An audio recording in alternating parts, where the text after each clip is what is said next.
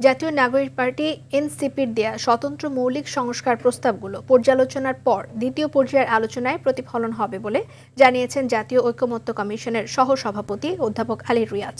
সকালে জাতীয় সংসদ ভবনের এলডি হলে এনসিপির সংস্কার প্রস্তাবনা গ্রহণের পর তিনি কথা বলেন।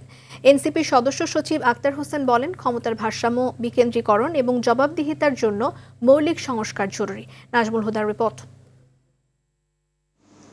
সংস্কার নিয়ে ধারাবাহিক আলোচনার অংশ হিসেবে ঐকমত্য কমিশনের সঙ্গে নাগরিক পার্টির এই বৈঠক। রাষ্ট্র কাঠামোতে স্বৈরতান্ত্রিক ও ফ্যাসিবাদী উপাদান মুক্ত করতে এবার স্বতন্ত্র মৌলিক সংস্কার প্রস্তাবনা জমা দিল দলটি। ঐকমত্য কমিশনের সহসভাপতি জানান, এনসিপির মৌলিক সংস্কারের রূপরেখা সংস্কার কমিশনকে সাহায্য করবে।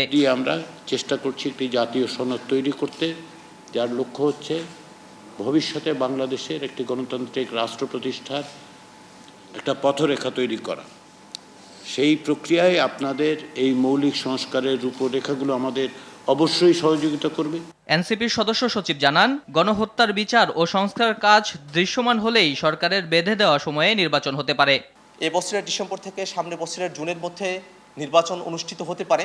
আমরা জাতীয় নাগরিক পার্টি এনসিপি মনে করি, সরকারের তরফ থেকে বিচার এবং সংস্কার কাজের দৃশ্যমানতা যদি আন্তরিকতা থাকে এবং অপর রাজনৈতিক দলগুলোর সহযোগিতা থাকে, তাহলে এই সময়কালের মধ্যেই সেটাকে সামনে নিয়ে আসা সম্ভব এবং নির্বাচন আয়োজন করা যেতে পারে।